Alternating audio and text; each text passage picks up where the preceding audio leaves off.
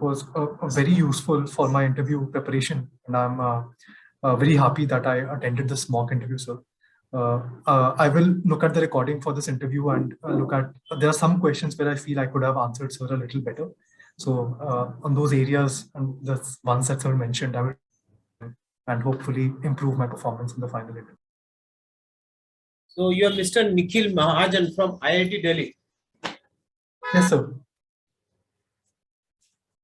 Mr. Nikhil, after completing electric engineering degree from IIT Delhi, what is the purpose of joining civil services like? Sir, my interest started when I was in college. I attended some public policy courses, and I found that I could use my technology background in a much more fulfilling manner for me personally by coming into the policy arena, considering all the different multidimensional impacts of technology and data in today's society. So do you think if there is an all-Indian cadre like IAS, all-Indian cadre like IPS, there should be an all-Indian cadre for the technology part, that is all-Indian technology services? So I believe there is an all India engineering services that exists that supports different departments, technical departments like the railways. However, the managerial positions which civil servants occupy that deal with different dimensions of technological impact, social, economic, political, environmental, that role needs to be fulfilled by the civil services themselves. So you mean to say that Indian engineering services is an all-Indian services? So, all India service, not in the sense of cadre allocation, sir, but it is recruited by the UPSC. So it's in that sense. So how all Indian services are different from central services? So the basic difference is about immediate control, which in the case of all India services rests with the state governments, while the ultimate control is with the central governments. But for the central civil services, the central government is the controlling authority. So if we really want to modernize our bureaucracy, what the most basic input needed is the technology. So still my question, don't you think we need a specialized all Indian services deals with IT part and the technology part? I would agree with the need for technological background professionals in the services, but the ultimate decisions need to take technology into consideration, but also society, economy, politics, environment into consideration, for which you need a professional who understands all the different things along with technology.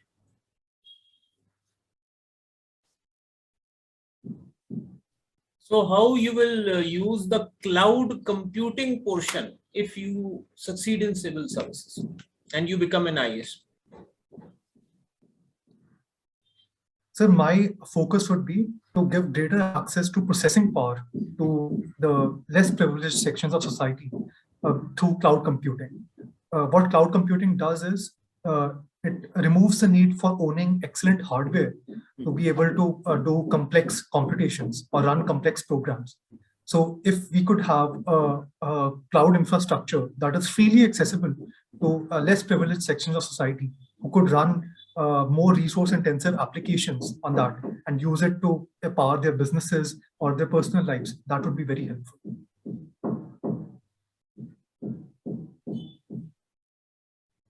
And if you become DM, how you will use the blockchain technology in administration?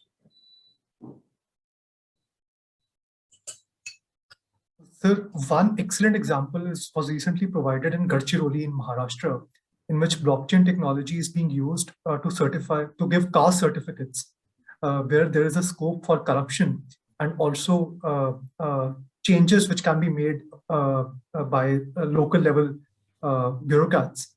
To avoid that, for certainty of caste certificates, blockchain-based certificates are being issued so that we have a complete traceability of when the certificate was requested, when it was granted, and were any modifications made at any time. So this would be a useful use case to give such certificates to different sections of society.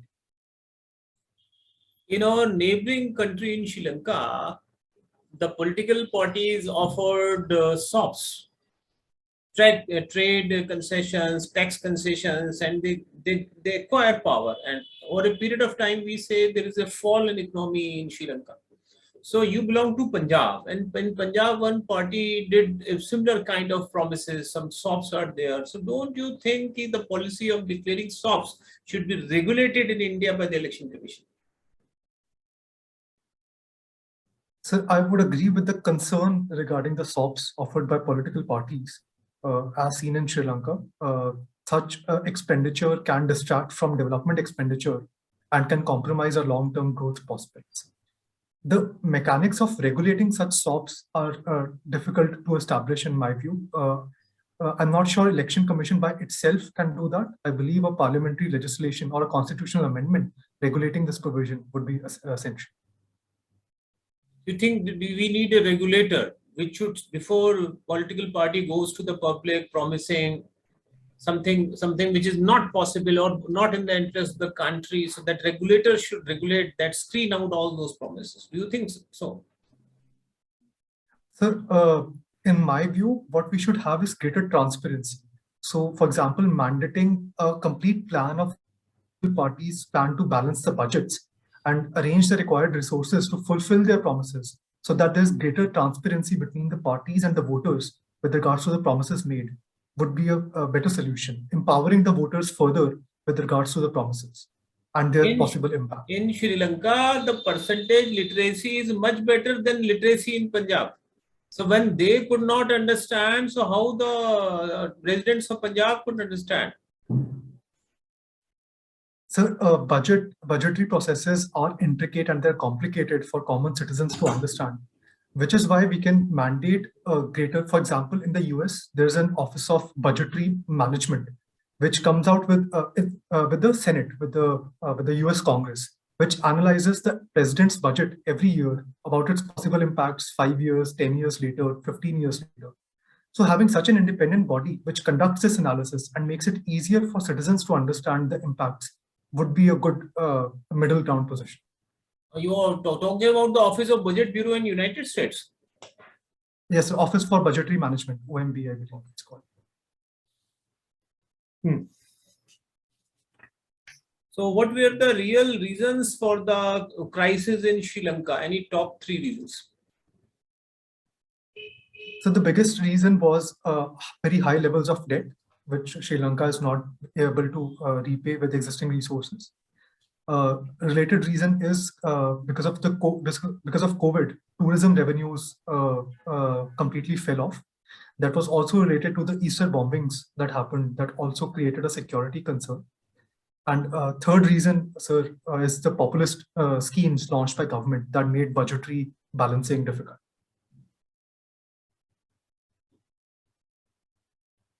So don't you think the Sri Lanka is going to be another Asian Venezuela? So Venezuela's problems, in my opinion, stemmed from their over-reliance on one particular commodity, which is oil exports, which was used to fund a very extensive welfare state. I believe Sri Lankan economy is more diversified than that. And given the needed legroom right now, say multilateral loans, multilateral agencies, if they give loans to tide over the current crisis, there's possibility for Sri Lanka to recover from the situation.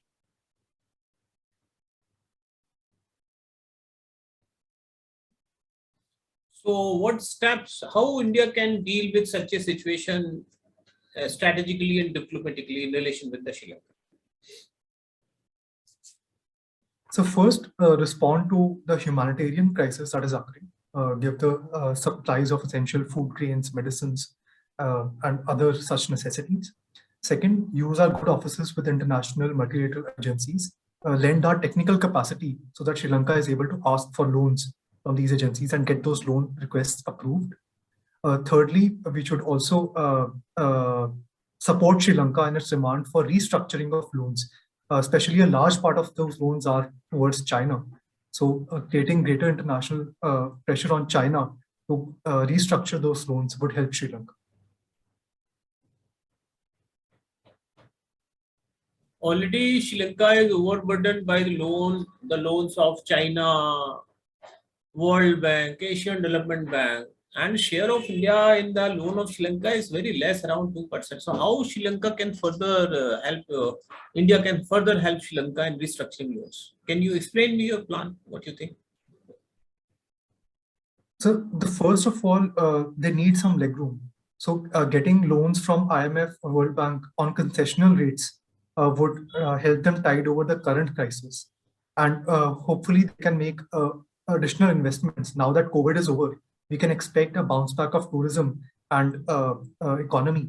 And for the next 2-3 years, if additional loans from IMF and World Bank can be productively used to earn greater revenues, the Sri Lankan government can tide over the loans crisis in the medium term. And what are the crises going on in Pakistan? So Pakistan is facing a political crisis in which there was a demand for no confidence motion by the opposition parties towards the Prime Minister Imran Khan, which was rejected by the Speaker of the Parliament. And presently, I believe elections have been called and the assembly has been, the Parliament has been dismissed. But that dismissal has been challenged in the Supreme Court of Pakistan by the opposition parties. So why such step has been taken by Mr. Imran Khan?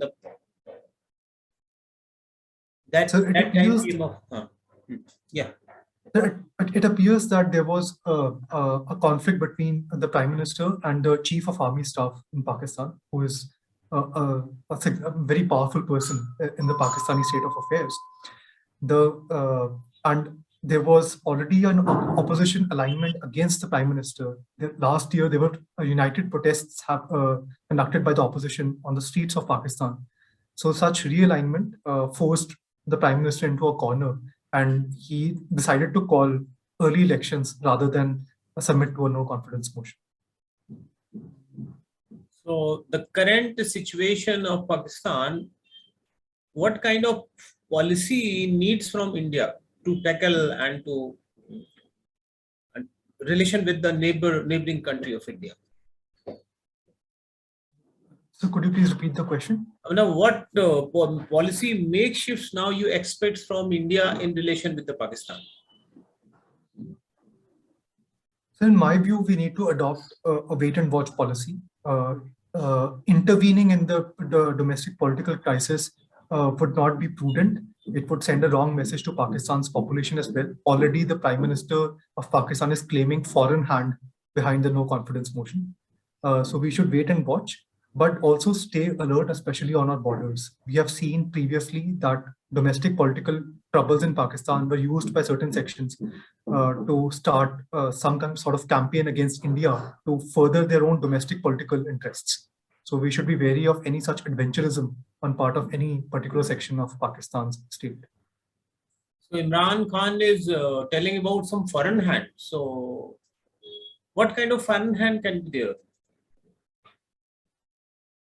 Sir, I listened to one of his speeches in which he talked about meetings between foreign diplomats and opposition leaders in Pakistan. I'm not sure to what extent that is true, the news of any manipulation behind the scenes.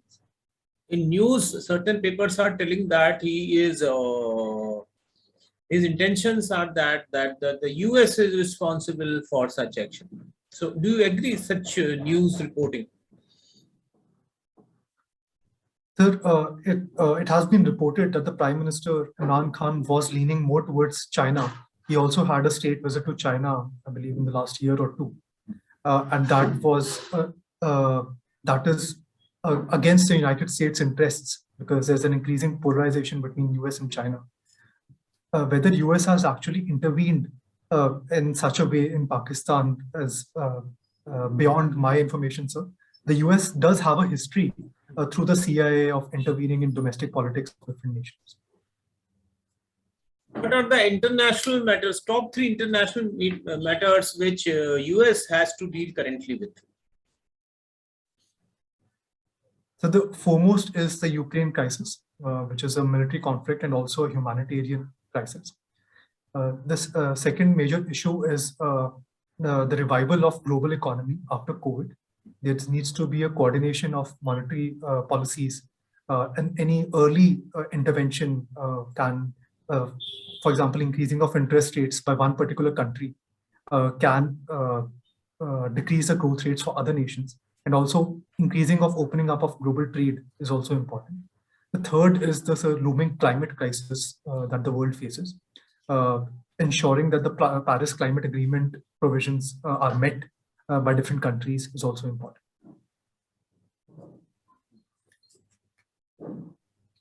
In the COVID era, what kind of relations you see between US and China? So there appears to be a greater antagonism between US and China, specifically regarding origins into the inquiry into the origins of the COVID virus. That has led to an increased antagonism. Further, the Ukraine war does seem to be leading to a greater Russia-China alignment, as Russia is isolated from the West.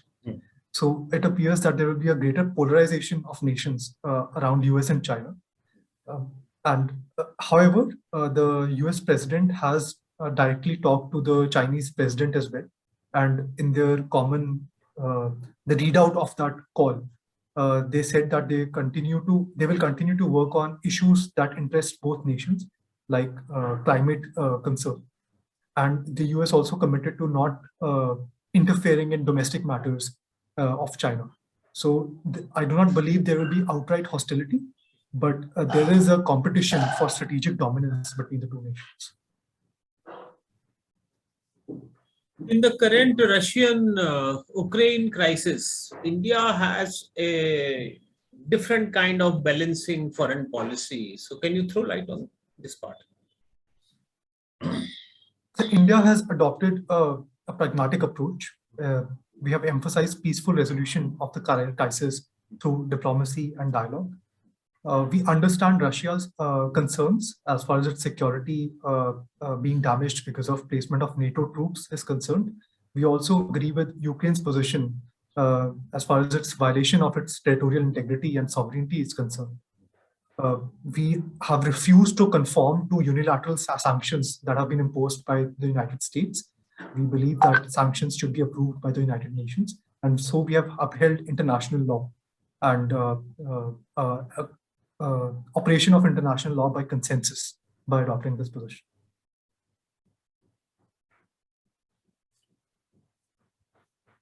Russia has demanded that whatever petroleum it exports, in return, it will accept rubles, it will not accept dollar. So what can be the reasons? So Russia wants to insulate itself from the dollar-based financial system in the global economy. A dollar is the dominant currency of international trade. But using dollars leaves Russia vulnerable to the sanctions placed by United States. So it wants to safeguard itself and its trade from unilateral sanctions from the United States. Why OPEC nations accept dollar only when they export petroleum? So I'm not exactly sure of the reason, but historically there has been a reasonably strong strategic alignment between the OPEC nations, their leaders like Saudi Arabia, UAE, and the US. So that could be one factor. What is the dollar diplomacy of US? I'm sorry, sir, I'm not aware about this.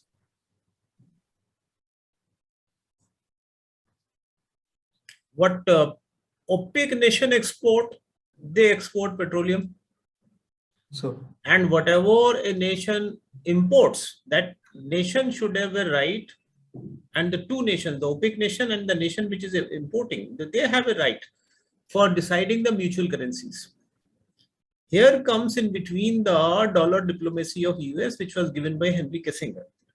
The US says that whenever OPEC nation will export, they should receive in terms of dollar only. Now, point is that whenever there is a trade of petroleum, America is exporting its currency. In other way, America is exporting paper and it is getting the cost of the currency. So this basically strengthens the US economy. For Right. producing $100 in mint, the amount of the cost of the paper, printing and administration that requires only $2 expenditure, $2.50 expenditure. So in dollar diplomacy, whenever there is import export of petroleum, the US is benefited. It's getting the price of currency just by exporting the paper. Understood, sir. So this dollar diplomacy are basically previously challenged by Iraq, then Iran, now Russia is again against this policy. So this will give a blow to the US economy if this system is damaged. So thank you, sir. Understood. Yes. So currently there is an era of startups, there is an era of unicorn in India. So tell me any 3 government flagship schemes for startups in India. So the first that comes to mind is a Startup India scheme, which eased several regulatory provisions for startups, like different reports, annual filings that have to be made. They've also given tax-free status to startups for the first, I believe, 7 years of their operation, if I'm not incorrect. The government has also made provisions regarding taxing venture capital firms and angel investors. The tax rates have been lowered. I do not remember the exact provisions regarding the tax incentives. Thirdly, we have also government is also trying to build an ecosystem. For example, UPI was launched, which has triggered a huge wave of innovation in the fintech sector, in the startup space. That was that only the government could have done, breaking down the barriers between different banks. What are the other schemes? What is Stand Up scheme? Stand Up India. The Stand Up India scheme aims to support entrepreneurs from underprivileged sections of society, especially SC, ST, and women entrepreneurs. So that is Stand Up India, right? So for research and development of the startups, the government has created certain infrastructure. What is that infrastructure? So in emerging technologies, centers of excellence have been established, for example, in artificial intelligence, blockchain, and other technologies. Secondly, the government is also promoting greater commercialization of R&D that is happening in Indian public universities. For example, Mission Raksha Gyan Shakti has been started for commercialization of defense research by the entrepreneurs. And we have also opened the space sector, whereby ISRO will commercialize its technologies through startups. So there are a number of things, including the incubators also, which will help the startups. So why the angel investor invest in startups? Angel investors are early stage investors. They get a certain amount of equity of the startup at a very low price initially. And if the startup becomes big and if it conducts an IPO, the angel investors are set to earn a huge amount of money, a huge amount of return on their initial investment. So when the success rate of startup is below 5%, so what is the benefit of angel investor to invest in startups? So the strategy that they adopt is one of hedging. So as you just said, the success rate is 5%. So they would try to invest in 100 startups, out of which if 5 succeed, they would be able to recover their entire investment in the 100 startups. Mr. Nikhil, how much it is true that the startups, even if they are successful, they don't earn that much money what they earn from IPO? How much you agree with this statement? So the current trend suggests some truth to the statement. The startups have been increasingly focused on higher valuations and earning money through IPO rather than building sustainable business models. For example, the edtech space is booming right now, but I don't believe any of the major edtech companies is profitable presently. Still, they are unicorns, they have high valuations, and they can be expected to conduct an IPO and earn several hundred crores rupees through that route. Mr. Nikhil, if you are asked to make and work as the district magistrate of Amritsar, what will be your top priorities? The biggest priority would be traffic management, sir. Chandigarh's traffic is pretty bad. It impacts economic activity and also safety of residents. The second would be waste management. Unfortunately, Amritsar, despite being a holy city, is not managing its garbage very well, because of which both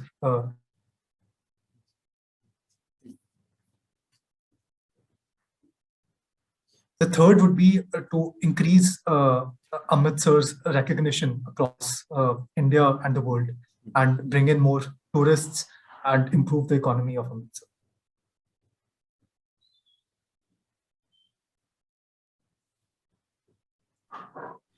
Mr. Nikhil, it is normally said that the good civil servants, instead of becoming the instrument of change, normally become the victims of change and the transfers.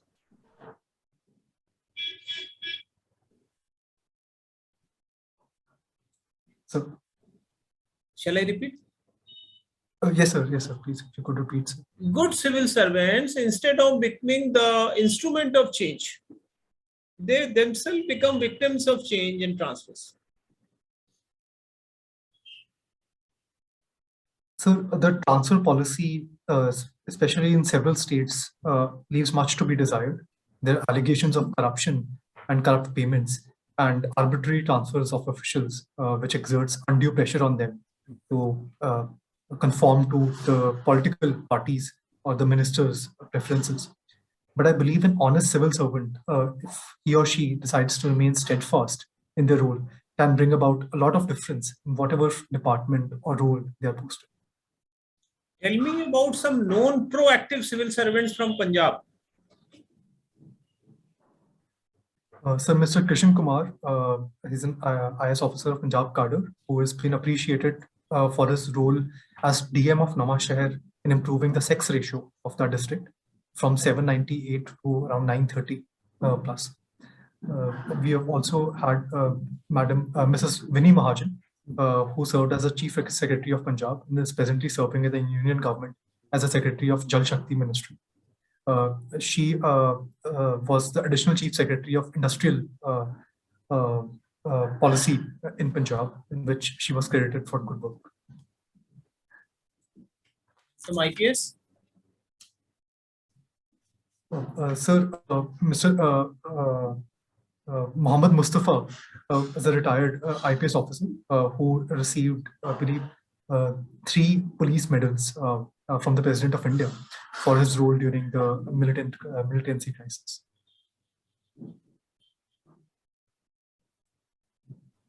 And what about Mrs. Kiran Bedi? Absolutely, sir. She's the pioneering IPS officer, the first female IPS officer. But I do not believe she was from Punjab cadre. Yes, she was not.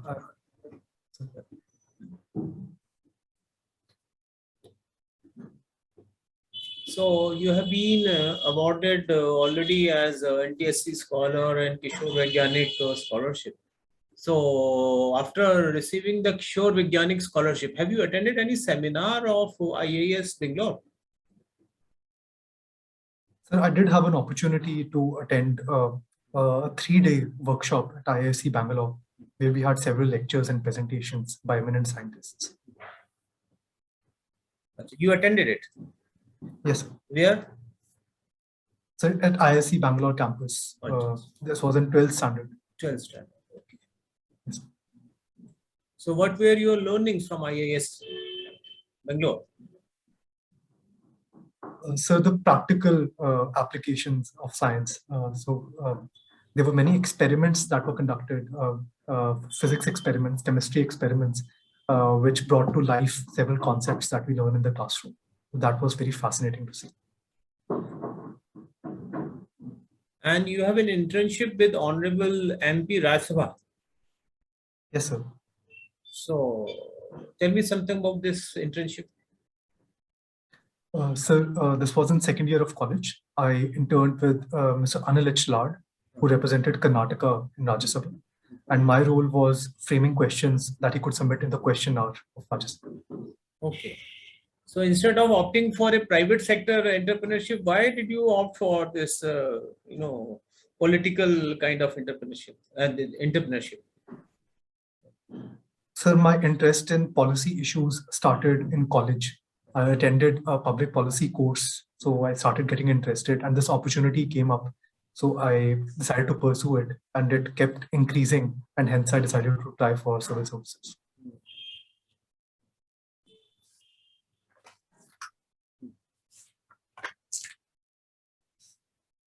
There is a quotation from Chanakya.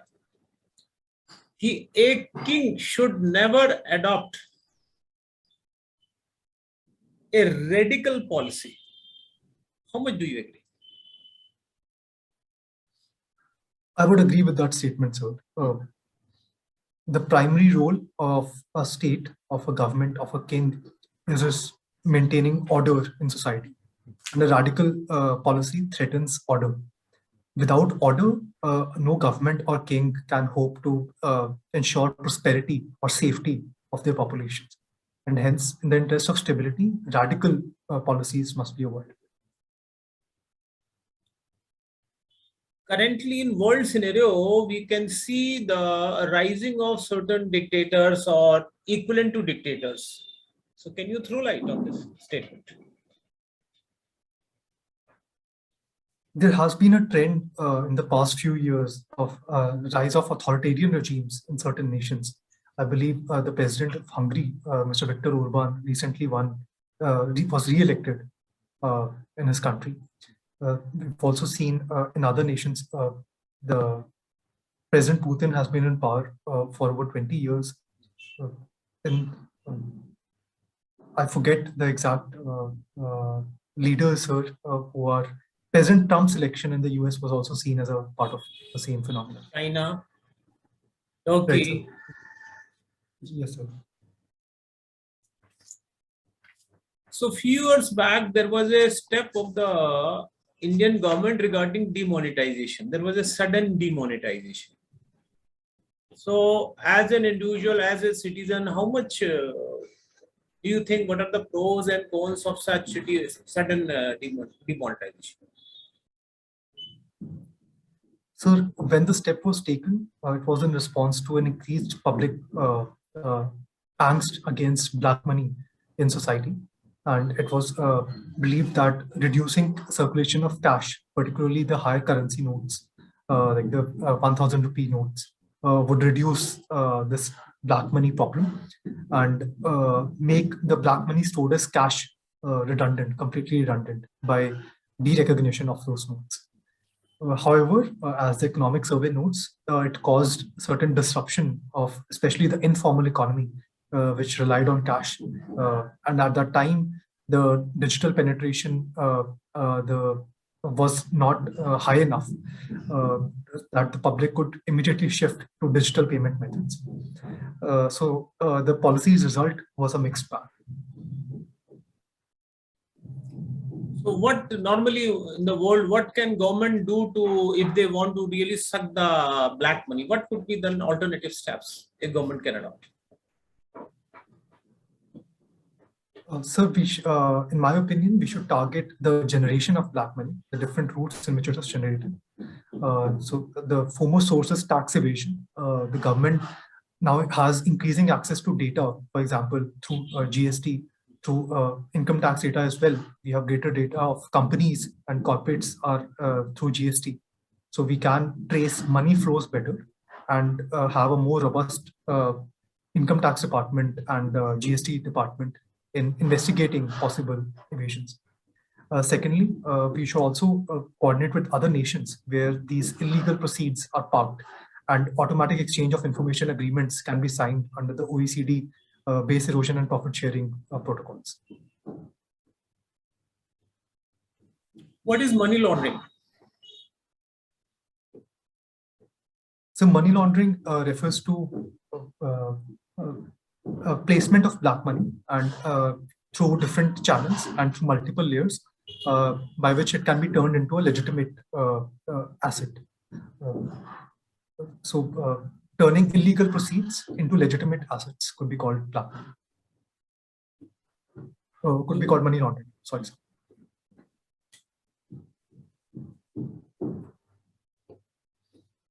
So do we have any act especially which deals with reducing the money laundering? Yes, sir. We have the Prohibition of Money Laundering Act. I believe it was passed in 2002. We have also several other legislations like the Benami Property Act that cracks down on Benami property.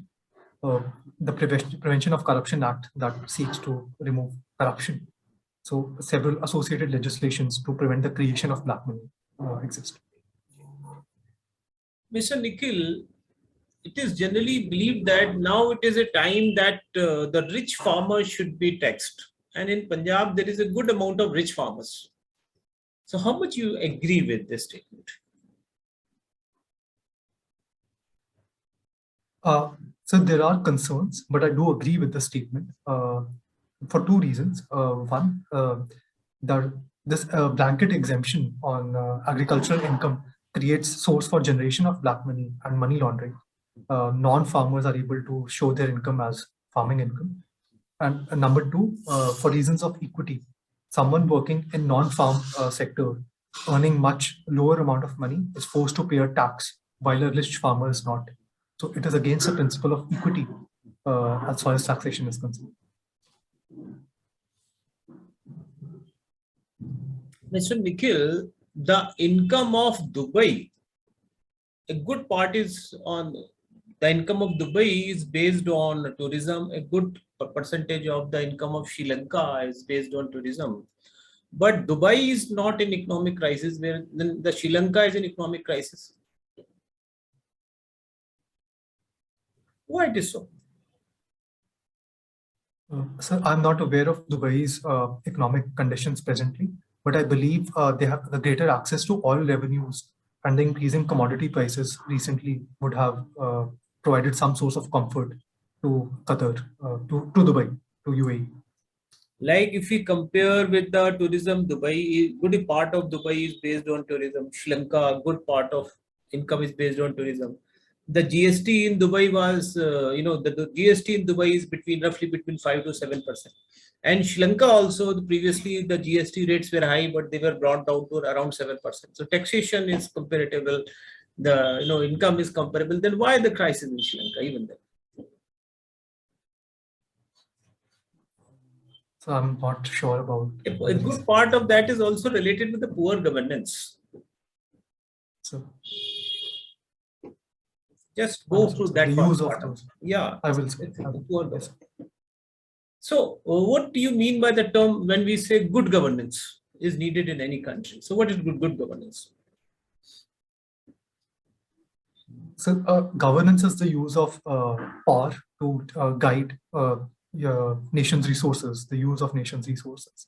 And good governance is certain principles, application of certain principles to the use of that power. So they were laid down by World Bank, sir. They include transparency, responsibility, accountability, equity, and efficiency, other such principles. Right. The minimum government and the maximum governance. That is the least size of the bureaucracy, and the maximum, the governance is a process in which we can take the role of the multiple players like the civil society, the NGO, the market. And this is how, by adopting the minimum size of the government can save revenue. Those revenues can be channelized for the welfare activities. So as you rightly mentioned, good governance is, this is given by IMF and the World Bank. Normally, IMF and World Banks are criticized for their SAP, that is structural adjustment programs. So what are the SAPs? So SAP are certain conditionalities which are imposed by these institutions when nations request loans from them. So they refers to certain reforms that are mandated by these institutions, like opening up of economy to global trade, reducing deficits of the governments, and other such requirements.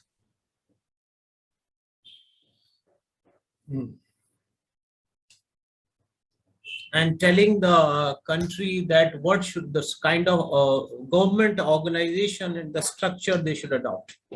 So they all come under the structural adjustment programs, right? Mr. Nikhil, tell me, now my question is really with the national movement. Do you think there was a role of revolutionary activity which is more responsible for independence, or there was more role of satyagraha that is more important for independence of the country? Sir, the primary role in my view for startup Satyagraha, because it was a mass movement and it made it impossible for the British to govern India through mass scale civil disobedience. However, revolutionary activities played a great role in catalyzing those mass movements.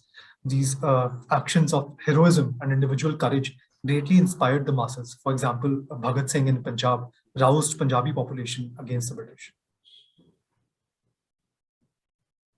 So, Mr. Nikhil, you rightly mentioned that Satyagraha mobilized the masses, whereas revolutionary activism, they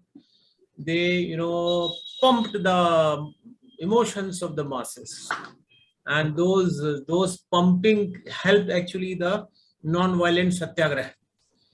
Yes. So this is how the both movement they help each other. Both have their own influence. Sorry. Tell me why we should select you for civil services. So I believe I have the qualities that are necessary to be a good civil servant in the 21st century. My technology background gives me a greater comfort level with technology and data, which are increasingly at the center of governance. I also possess leadership qualities as exhibited during my time in college in leadership positions. And I'm a people's person, sir. And as a public-facing job, it is important for someone who enjoys being amongst people and understanding them and communicating with them to be able to do perform their duties in a good manner. Okay, thank you very much, Mr. Nikhil. Your interview is over. Thank you, sir.